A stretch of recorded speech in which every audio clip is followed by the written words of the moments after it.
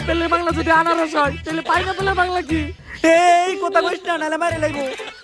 মানে একদম আমি এক্সপার্ট, রসায়নের জন্য আমি অস্কার পাইছি। রসায়ন সম্বন্ধে যদি কেউ কিছু জানতে চাও তাহলে কিন্তু আমার বলতে পারো। স্যার, সোডিয়াম আর নিট্রিক অক্সাইড বিক্রিয়া করলে কি হয়? বেঙ্গালে ফালিয়ে দিল। একেবারে সহজ প্রশ্ন করছো তুমি, এটার উত্তর আমি দিতাছি। সোডিয়াম অক্সাইড আর নিট্রিক অক্সাইড বিক্রিয়া করলে হয় নানি। স্যার, রসায়নের মধ্যে নানি এলো কোন দিকে? আরে নানি আইবো না কে? নানি শুধু রসায়নে না, নানি দুনিয়ার সব জায়গায় আছে। নানি হইলো একটা আবেগ, নানি হইলো ভালোবাসার আরেক নাম। খারাপ, আমি বিশ্লেষণ করে দেখাইতাছি।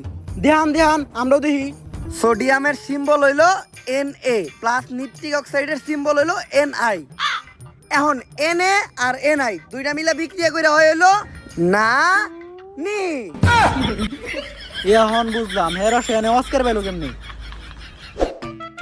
এখন আমরা শিখবো হলো ম্যাথ। আমরা জানি নিউটনের মাথায় আপেল পড়ছিল দেখে ও সূত্র আবিষ্কার করছে। যদি নিউটনের মাথায় আইফোন পড়তো তাইলে নিউটন কি করতো?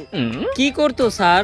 তাইলে নিউটন টিকটক করতো, স্লো মোশনে ভিডিও বানাইতো, ইনস্টাগ্রামে যায় নাচতো, ছোট ইউজারের কাছে সাপোর্ট চাইতো, ছাগল গ্রুপে যায় জয়েন হইতো। কপাল ভালো যে নিউটনের মাথায় আইফোন পড়ে নাই, তাই আমরা এই সূত্রগুলো পাইছি। তাই আজকে আমি এই নিউটনের সূত্র অবলম্বন করে অনেক কঠিন একটা জিনিস তোমাকে করে শিখামু, যোগ বিয়োগ।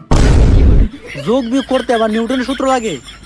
10 যোগ 15 সমান সমান নিউটনের তৃতীয় সূত্রটা নিউটনের দ্বিতীয় সূত্র দিয়ে ভাগ দেওয়ার পর গুণ দিলে হয় 355।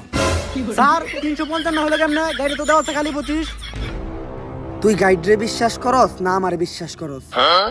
না স্যার, আপনারা বিশ্বাস করি, আপনারাই সঠিক। তাই এতক্ষণ যে আমি তো